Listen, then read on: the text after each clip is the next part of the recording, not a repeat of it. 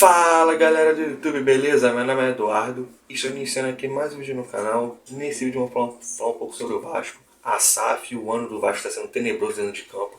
O Vasco foi muito mal no Carioca, foi muito mal na Copa do Brasil, rodou logo. No Brasileiro está muito mal, tem somente 6 pontos de 33 disputados. Demitiu o Barbeiro essa semana, só que ele não é o único culpado na minha opinião. Tem uma série de pontos, na minha opinião, extra-campo que podem estar contribuindo para esse ano ruim do Vasco. E começar pela própria SAF em si, que é uma SAF onde lá o Josh e sua turma não tem totalidade do futebol, adquiriram 70%, 30%. Estão na mão da sede associativa com representação do Jorge Salgado, e esses caras têm um poder importante ainda no futebol do Vasco, ainda que a SAF seja a parte majoritária dessa situação toda. Por que acontece isso?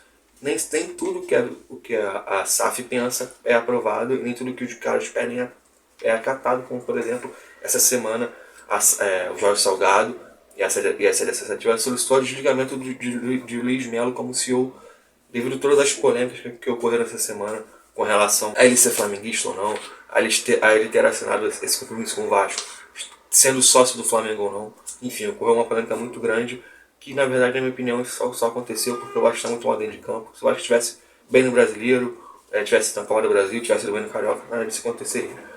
Mas falando nisso, falando em Luiz Melo e Paulo Bracos, o que esses caras fizeram para estar no Vasco até hoje? Qual a experiência deles? O que esses caras fizeram para ter a confiança de um grupo que gastou uma nota preta para adquirir 70% do futebol do Vasco? Eu acho que não fizeram nada até aqui, foram escolhas errôneas, mas decidiram manter Luiz Melo, Paulo Bracos e Abel Braga no comando do futebol, sendo homens de confiança. Então a torcida do Vasco vai ter que aturar esses caras até o fim do ano, pelo menos. E falando nesse grupo também, mais uma vez, os caras gastaram mais de 100 milhões em jogadores. Esses jogadores, nem todos têm a capacidade de ser titular do Vasco, de jogar no Vasco da Gama. Eu acho que somente dois caras descontratados têm condições de fazer parte do elenco do Vasco, que é o Jair e o Lucas Piton. São jogadores que estão conseguindo desempenhar um bom futebol esse ano no Vasco. O resto que eles contrataram ninguém, Pedro Raul, os zagueiros. Acho que o Léo Pelé é um jogador para elenco, não vai ser titular nem capitão do Vasco. Acho que ele não tem esse know-how, esse peso. E agora o Vasco está tentando trazer jogadores experientes, como o Fernando, Medel, Lanzini. São jogadores que têm condição de jogar no Vasco. Há pouco saiu uma notícia que o Vasco está tentando contratar o uruguaio Rodrigo Salazar. É um bom jogador do Schalke 04, jogador barato, jovem.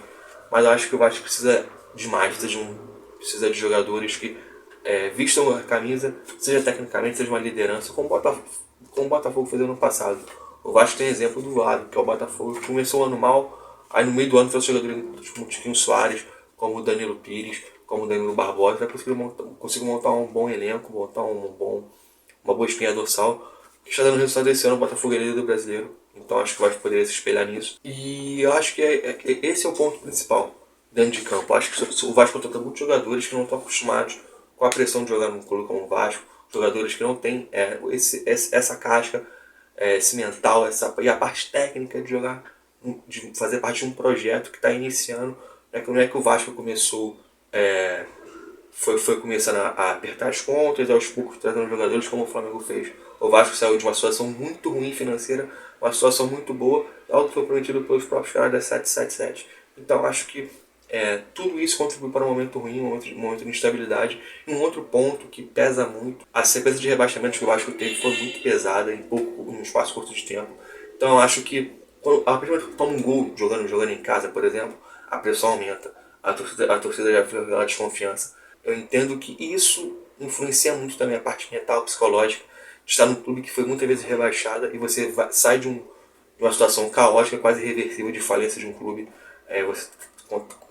Você vende seu futebol, mas ainda assim não tem nada, nenhuma resposta dentro de campo, não digo nem de títulos, mas tem um ano estável ali, de você conseguir ficar no meio do brasileiro e ir para a Sul-Americana e bem na Copa do Brasil, pelas possibilidades. Eu acho que não consigo isso, não está conseguindo, e eu acho bem difícil fugir dessa instabilidade, porque é algo que foi criado pelo próprio clube a partir do momento de escolhas duvidosas, da parte administrativa, da parte de futebol, de contratações duvidosas, e não entregar aquilo que o Barbieri imaginava, na minha opinião também. O Barbieri é um bom técnico, mas não conseguiu ter um Elinho, um Arthur, um Alejandro, um Eric Ramírez, um Fabrício Bruno.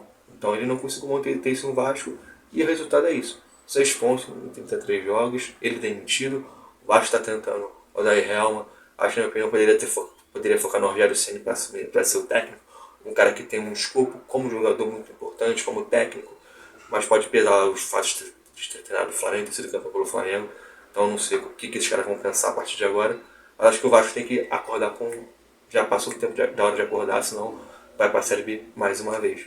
Bom, esse é o vídeo de hoje. Espero que vocês gostem, compartilhem. Se inscreva aqui no canal, curta, comente o que você acha. Valeu, falou.